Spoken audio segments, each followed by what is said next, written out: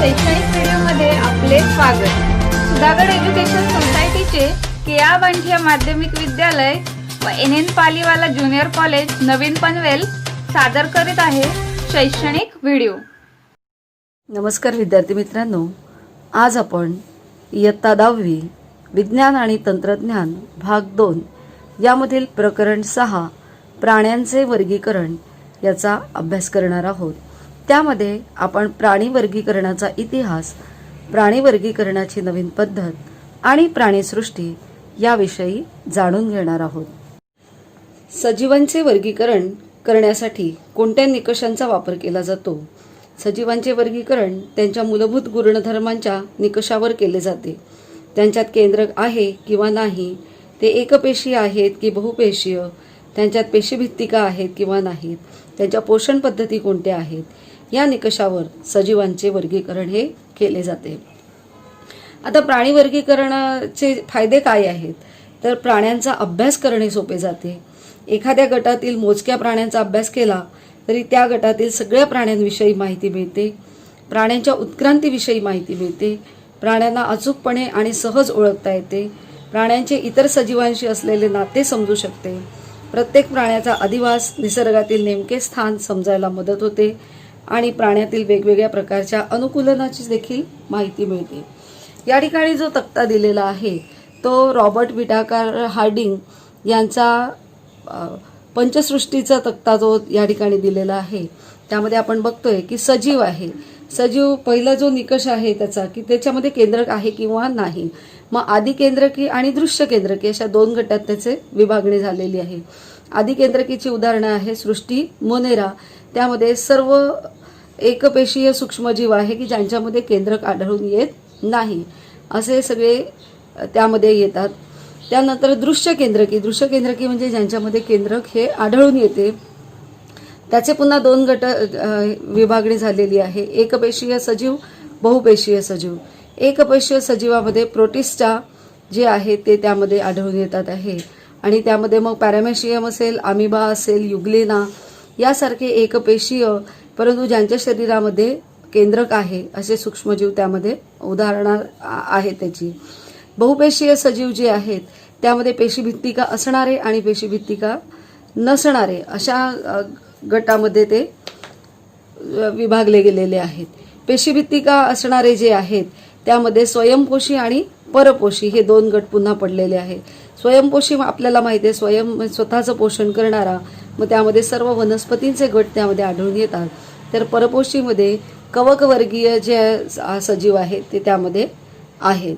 तर अशा पद्धतीने हे जे आहेत सजीव जे आहेत त्यांची विभागणी या ठिकाणी झालेली आहे। आणि पेशीभित्तिका असणारेच त्यामध्ये प्राणीवर्गीय सुद्धा आढळून येतात आहे। अशा पद्धतीने ही वर्गीकरणाची पद्धत आजच्या काळामध्ये अवलंबली गेलेली। प्राणी वर्गीकरणाचा इतिहास। वेगवेगळ्या अभ्यासकांनी वेळोवेळी प्राण्यांचं वर्गीकरण केलेले आहे। त्यामध्ये सर्वप्रथम ग्रीक तत्ववेत्ता एरिस्टॉटल यांनी प्राण्यांचे वर्गीकरण सर्वात आधी केले। त्यामध्ये त्यांनी आकारमान, शरीराचे आकारमान, त्यांच्या सवयी, त्यांचा अधिवास या मुद्द्यांच्या आधारावर त्यांनी वर्गीकरण केलं होतं। नंतर विज्ञानातील प्रगतीनुसार पुढे पुढे संदर्भ जे आहेत ते बदलत गेले आणि एरिस्टॉटल यांनी वापरलेल्या वर्गीकरणाची जी पद्धत होती त्याला कृत्रिम पद्धत असे म्हणतात। त्यांच्या व्यतिरिक्त सुद्धा थिओफ्रेस्टस, प्लिनी, जॉन रे, लिनियस यांनी सुद्धा वर्गीकरणाच्या कृत्रिम पद्धतीचा अवलंब केला आणि कालांतराने वर्गीकरणाच्या नैसर्गिक पद्धतीचा अवलंब करण्यात आला। आता ही नैसर्गिक पद्धत कोणती आहे? तर सजीवांच्या शरीररचनेविषयी गुणधर्म, त्यांच्या पेशी, शरीरात आढळणारी गुणसूत्रे, जैवरासायनिक गुणधर्म या मुद्द्यांचा त्या ठिकाणी आधार घेतला गेला आणि उत्क्रांतीवादावर आधारित असलेली वर्गीकरणाची पद्धत नंतर अंमलात आणली गेली। डॉम्बस्की आणि मेयर यांनी या पद्धतीचा अवलंब करून प्राण्यांचे वर्गीकरण केले आणि अलीकडच्या काळामध्ये कार्ल वुर्ज या शास्त्रज्ञाने सुद्धा प्राण्यांचे वर्गीकरण केलेले आहे। प्राणी वर्गीकरणाचे फायदे आपण बघितले की प्राण्यांचा अभ्यास करणे सोपे होते, त्यांच्या उत्क्रांतीविषयी माहिती होते, त्यांना ओळखणे सोपे जाते, त्यामध्ये अचूकता येते आणि त्यांचे इतरांशी असणारे नाते समजायला सुद्धा मदत होते। यानंतर प्राणी वर्गीकरणाची पारंपरिक पद्धत। प्राणी वर्गीकरणाची पारंपरिक पद्धत। पारंपरिक पद्धतीनुसार प्राण्यांच्या शरीरात आधार देण्यासाठी पृष्ठरज्जू नावाचा अवयव आहे की नाही या मुद्द्यावर त्याचे 2 विभागामध्ये वर्गीकरण केले जाते. त्याला असमपृष्ठरज्जू प्राणी आणि समपृष्ठरज्जू प्राणी असे म्हणतात. त्यामधला पहिला जो आहे असमपृष्ठरज्जू प्राणी, त्यांच्या शरीराची वैशिष्ट्ये खालीलप्रमाणे असतात. त्या पहिला जे आहे की शरीरामध्ये पृष्ठरज्जू नावाचा आधारक नसतो. त्यानंतर ग्रसनीमध्ये कल्लाविदरे नसतात. जसे माशांना श्वसनासाठी कल्ले असतात तसे कल्लाविदरे त्या ठिकाणी नसतात. विदर म्हणजे छिद्र. छेतारज्जू असेल तर तो युग्मांगी, भरीव आणि शरीराच्या अधर बाजूला असतो. आपण बघतो की जे प्रगत प्राणी आहे त्यांच्यामध्ये छेतारज्जू हा पाठीमागे आढळून येतो. तर जे असमपृष्ठरज्जू प्राणी आहे यांच्या शरीरात जर चेतारज्जू असेलच तर तो त्याच्या अधर म्हणजे समोरच्या बाजूला असलेला आढळून येतो. आणि हृदय जर असेल तर ते शरीराच्या पृष्ठबाजूला म्हणजे खालच्या बाजूला ते असलेलं आढळून येतं. तर ही असमपृष्ठरज्जू प्राण्यांची वैशिष्ट्ये आहेत. त्यानंतर समपृष्ठरज्जू प्राण्यांची वैशिष्ट्ये. समपृष्ठरज्जू प्राणी जे आहेत त्यांच्या शरीरामध्ये पृष्ठरज्जू नावाचा आधारक असतो, म्हणजे त्यांच्या शरीरामध्ये पृष्ठरज्जू असतो. श्वसनासाठी कल्लाविदरे किंवा फुफ्फुसे असतात. कल्ले असतात आणि नाहीतर मग फुफ्फुसे असतात. छेतारज्जू हा एकच असतो आणि पोकळ व शरीराच्या पृष्ठबाजूला असतो म्हणजे पाठीमागच्या बाजूला असतो. आणि हृदय हे शरीराच्या अधर बाजूला असते. हृदय हे आतल्या समोरच्या बाजूला असतं. पृष्ठरज्जू काय आहे तर ही शरीराला आधार देणारी लांब दोऱ्यासारखी संरचना प्राण्यांच्या शरीरात पृष्ठबाजूला असलेली आढळून येते. या ठिकाणी आपल्याला समपृष्ठरज्जू प्राण्यांची वैशिष्ट्ये दर्शवलेली आहेत.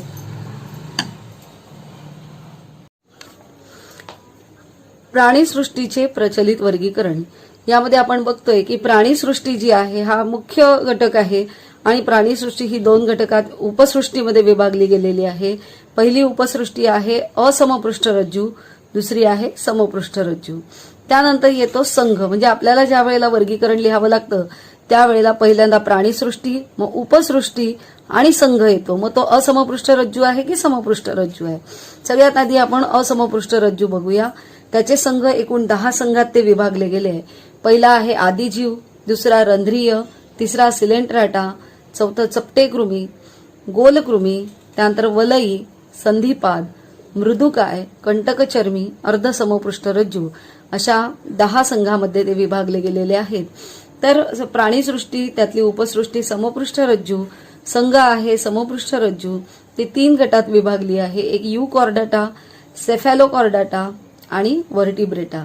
आणि हा जो व्हर्टिब्रेटा आहे त्याचे एकूण 6 वर्ग आहेत. त्यामध्ये चक्रमुखी, मत्स्य, उभयचर, सरीसृप, पक्षी आणि सस्तन असे एकूण 6 वर्ग त्यामध्ये आढळून येतात. आणि ही प्रचलित असणारी प्राण्यांची वर्गीकरणाची ही पद्धत आहे. सध्या रॉबर्ट व्हिटाकरच्या पंचसृष्टीनुसार फक्त सर्व बहुपेशीय प्राण्यांचा समावेश प्राणीसृष्टी या मध्ये केलेला आहे. या पद्धतीमध्ये प्राण्यांचे वर्गीकरण करताना शरीराचे रचनात्मक संघटन, शरीराची सममिती, देहगुहा, जननस्तर, खंडीभवन यासारख्या मुद्द्यांचा आधार घेतलेला आहे. आणि आपण आता रॉबर्ट हार्डिंग व्हिटाकर याच्या पंचसृष्टीनुसार जी प्राणीसृष्टी आहे त्याच्या एक जो घटक आहे, रचनात्मक संघटन असेल, शरीराची सममिती असेल, त्यानुसार प्राण्यांचा अभ्यास करणार आहोत. सगळ्यात पहिली प्राणी वर्गीकरणाची नवीन पद्धत, त्यामधले वापरलेले आधारभूत मुद्दे. त्यामध्ये आहे सगळ्यात आधी रचनात्मक संघटन. प्राण्यांचे शरीर हे पेशीपासून तयार झालेले आहे. त्यामध्ये अनेक पेशी कार्य करत असतात. एकपेशीय प्राण्यांचं शरीर हे एकाच पेशीपासून तयार झालेले आहे. त्यामुळे त्यांची शरीरातली सर्व कार्य त्या एकाच पेशीमध्ये घडून येतात. आणि एकपेशीय प्राण्यांच्या शरीराचे संघटन जीवद्रव्य स्तर या प्रकारचे असते. आता हे पेशी स्तर बघत असताना आपण बघूया, इथे काही जीवद्रव्य स्तर संघातील काही प्राणी दाखवले. त्यामध्ये अमिबा आहे, पॅरामेशियम आहे. बहुपेशीय प्राण्यांमध्ये अनेक पेशी असूनही ऊती तयार झालेल्या नसतील तर त्यांचे शरीर हे पेशी स्तर संघटन दाखवते. उदाहरणार्थ रंध्रीय संघातील प्राणी. रंध्र म्हणजे काय की ज्यांच्या शरीराला छिद्रे असतात. इथे आपल्याला सायकॉन दाखवलेला आहे. हा रंध्रीय संघटन असलेला प्राणी आहे. आता याच्या शरीरामध्ये इथे ऑस्क्युला म्हणजे असंख्य छिद्रे असतात आणि पाणी बाहेर जाण्याचा मार्ग त्या ठिकाणी दर्शवलेला आहे. काही प्राण्यांच्या शरीरात पेशी एकत्र येऊन उती तयार होतात. आपण बघितलंय की सजीवाच्या शरीराचं कार्यात्मक एकक म्हणजे सगळ्यात लहान घटक जो आहे तो आहे पेशी. आणि अशा पेशी एकमेकांना जोडल्या जाऊन त्यापासून उती तयार होतात. उती एकमेकांना जोडले जाऊन पुढे अवयव तयार होतात. परंतु हे एकपेशीय प्राणी असल्यामुळे त्यांचे शरीर फक्त एकाच पेशीचं बनलेलं असतं आणि या उतींच्या साह्याने शारीरिक क्रिया त्यांच्या पार पाडल्या जातात. या प्रकारामध्ये पेशी उती स्तर संघटन, मग त्यामध्ये निडारिया संघातील प्राणी जे आहेत ते त्यामध्ये येतात.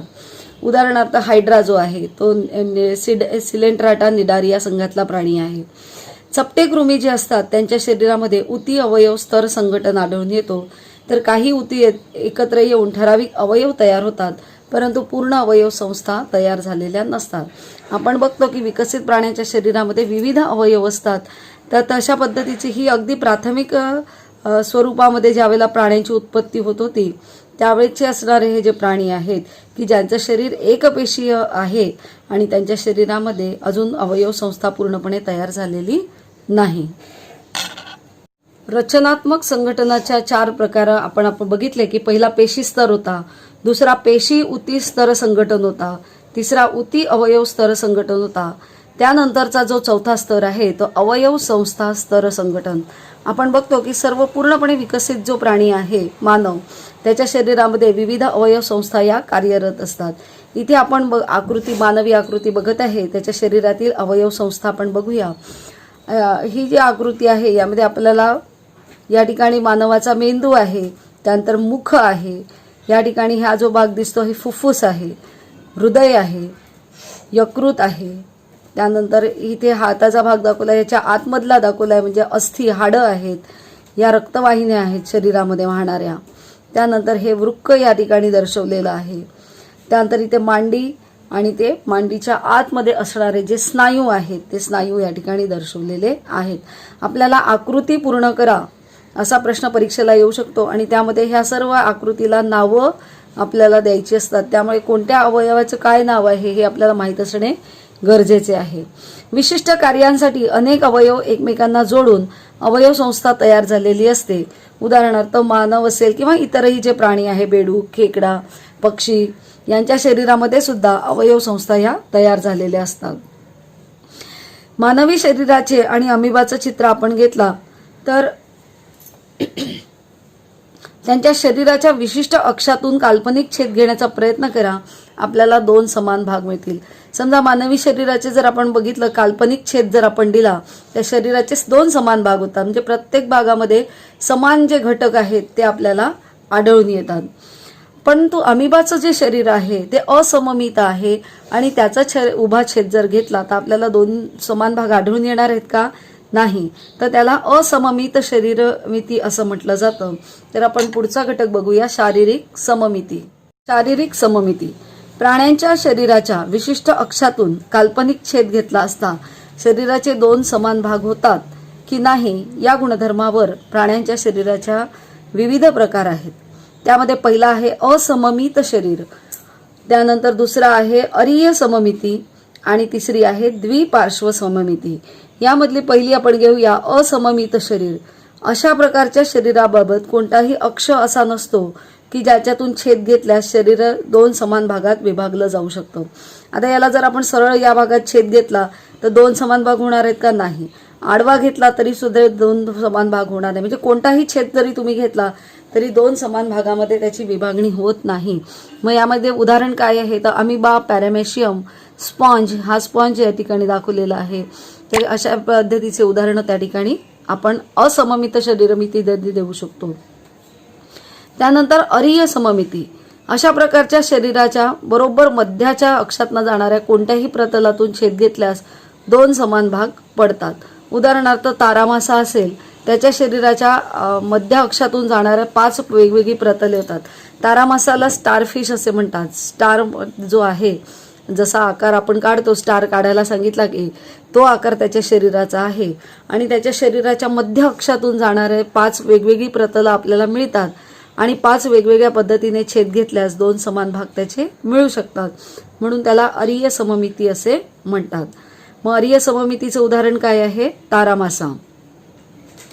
त्यानंतर द्विपार्श्व सममिती, काल्पनिक छेद घेतला असता शरीर दोन समान भागामध्ये विभागलं जातं. शरीराचा एकच अक्ष असा असतो की फक्त त्या अक्षातूनच काल्पनिक छेद घेतल्यास दोन समान भाग होतात.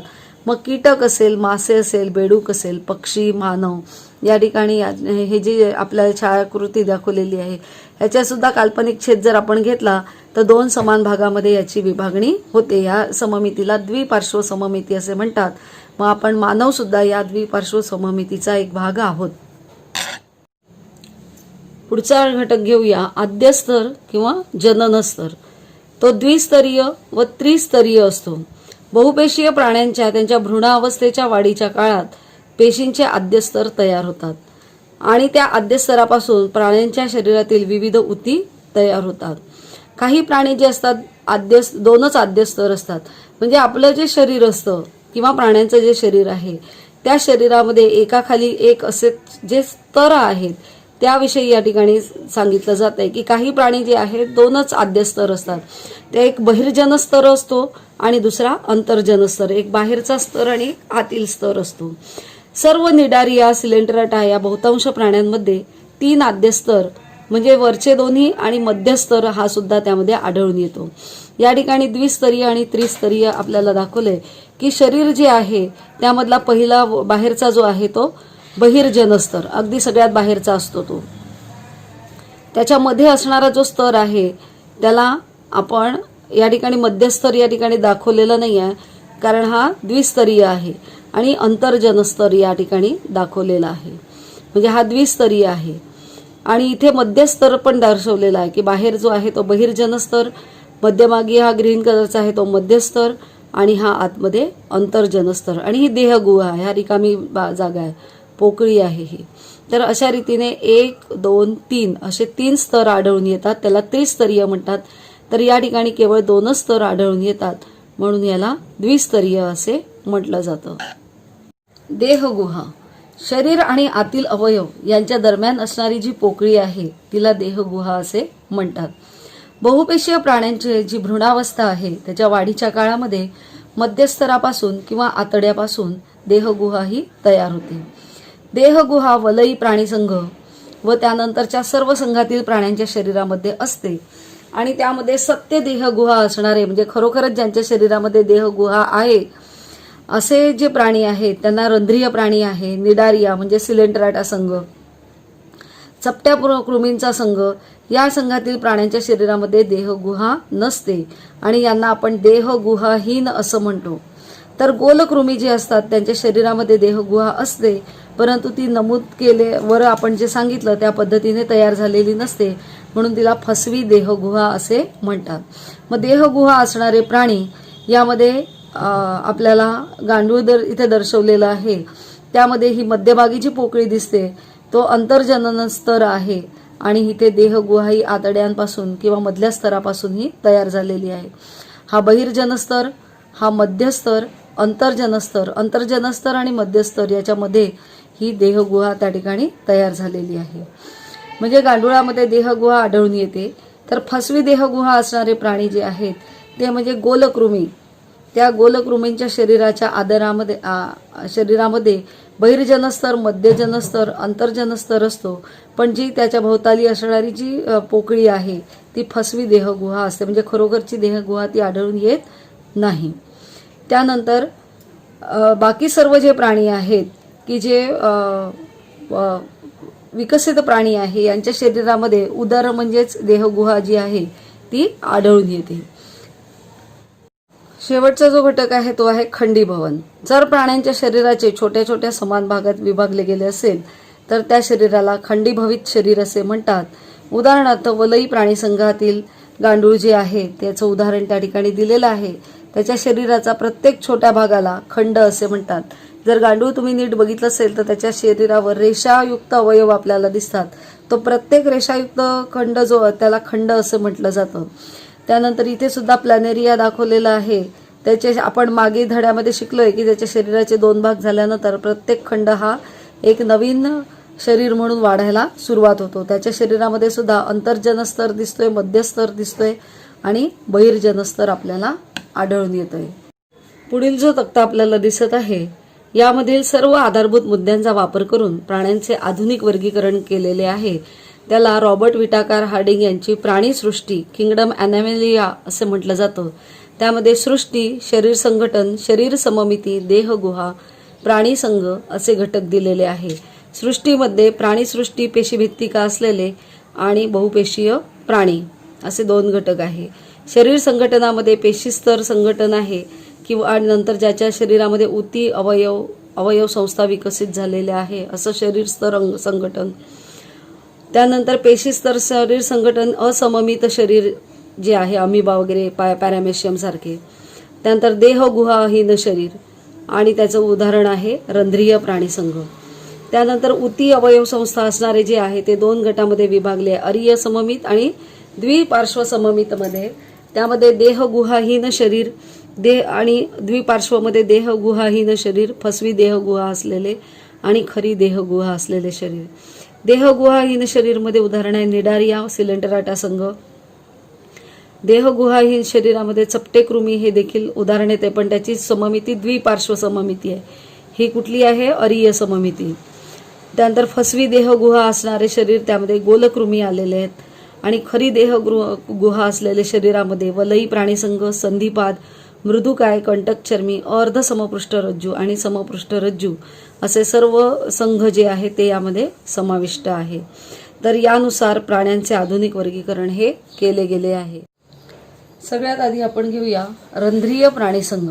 हे सर्वात साध्या प्रकारची शरीर रचना असणारे प्राणी आहेत आणि त्यांना स्पॉन्ज असे म्हणतात. त्यांच्या शरीरांना असंख्य छिद्रे असतात आणि त्या छिद्रांना ऑस्टिया किंवा ऑस्क्युला असे म्हणतात. या ठिकाणी पण दर्शवलेले आहेत की ऑस्क्युलम आहे या ठिकाणी आणि हे या शरीरावर असंख्य छोटे छोटे छिद्र जी आहेत ती आढळून येतात. कुठे आढळून येतात? तर जलवासी प्राणी आहेत, समुद्रात किंवा गोड्या पाण्यामध्ये आढळतात. शरीर असममित आहे, म्हणजे कुठूनही याचा अक्ष आपण टाकला तर 2 समान भागामध्ये विभागणी होत नाही. या प्राण्यांच्या शरीरामध्ये वैशिष्ट्यपूर्ण अशा कॉलर पेशी असतात आणि त्या पाण्याला प्रवाहित करतात. ही जी ऑस्क्युलम आहे ह्या अजून त्याच्यामध्ये कॉलर पेशी येते ते आढळून आलेले आहेत आणि हे त्याच्या मदतीने हे प्राणी स्वतःचं शरीर पाण्यामध्ये प्रवाहित करतात, म्हणजे हे सतत पाण्यात पोहत असतात. हे प्राणी आधात्रीशी संलग्न असल्याने त्यांच्यात प्रचलन होत नाही, म्हणून त्यांना स्थानबद्ध प्राणी सुद्धा म्हणतात. आता आधात्री जी आहे त्या आधात्रीशी ते संलग्न असतात आणि म्हणून त्यांना स्थानबद्ध असे म्हणतात. यांच्या स्पंज सारख्या शरीराला कंटिकांचा किंवा शुकिकांचा स्पॉन्जींच्या तंतूचा आधार असतो आणि या कशाच्या बनलेल्या असतात? कॅल्शियम कार्बोनेट किंवा सिलिकेच्या त्या बनलेल्या असतात.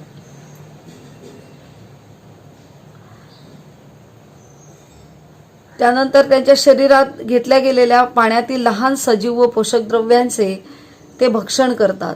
म्हणजे पाण्यामधनं वाहत आलेले जे काही छोटे जीव जंतू आहेत ते शरीरामध्ये ते घेतात त्या छिद्रातून आणि ऑस्टिया नावाचं जे छिद्र आहे त्या छिद्राद्वारे शरीरात पाणी घेतलं जातं आणि हे जे ऑस्क्युलम आहे यातून पाणी सोडलं जातं. म्हणजे हे असंख्य छिद्रातनं पाणी आत घेतात आणि ऑस्क्युलममधनं पाणी हे शरीरातनं बाहेर सोडलं जातं.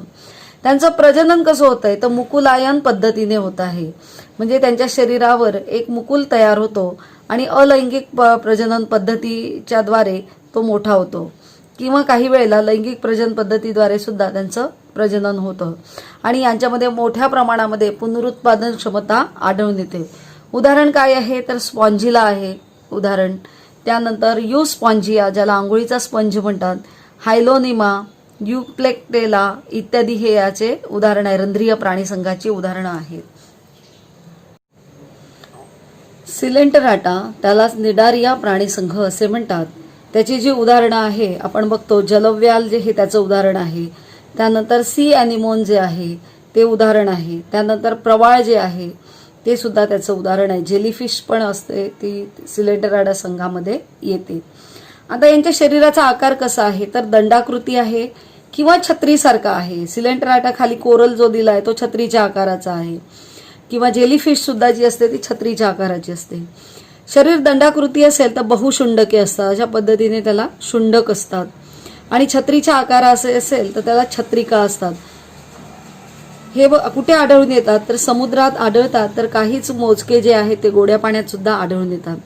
शरीर कसं आहे, अरीय सममित आहे आणि द्विस्तर आहे, म्हणजे मधला जो बहिस्तर आहे आणि अंतस्तर यामध्ये आढळून येतो, मधला स्तर आढळून येत नाही. आणि अरीय सममित आहे म्हणजे 5 छेद घेतल्यानंतर 2 समभागामध्ये त्याची विभागणी होते. ह्याच्या मुखाभोवती ही जी शुंडके आहे ती दंशपेशीयुक्त असतात, म्हणजे कुठलाही प्राणी वाहत यांच्यापर्यंत आला की हे शुंडकांनी ते त्याला दंश करतात आणि त्या शुंडकांचा उपयोग भक्ष्य पकडण्यासाठी होतो. दंशपेशी त्यांच्या शरीरात विषाचे अंतक्षेपण करतात. यातल्या ज्या दंशपेशी आहेत त्या विष जे आहे ते त्या प्राण्याच्या शरीरात घालतात आणि स्वतःचं संरक्षण सुद्धा या शुंडकांच्या साह्याने केलं जातं. तर अशा पद्धतीने हे स्वतःचं पोषण जे आहे ते करतात. आपले हक्काचे मराठी चॅनल रायगड ओवी न्यूज चॅनल, सदैव आपल्यासोबत रायगड ओवी न्यूज चॅनल. नेहमी पाहत रहा, लाईक करा, सबस्क्राईब करा आणि बेल आयकॉनवर क्लिक करायला विसरू नका.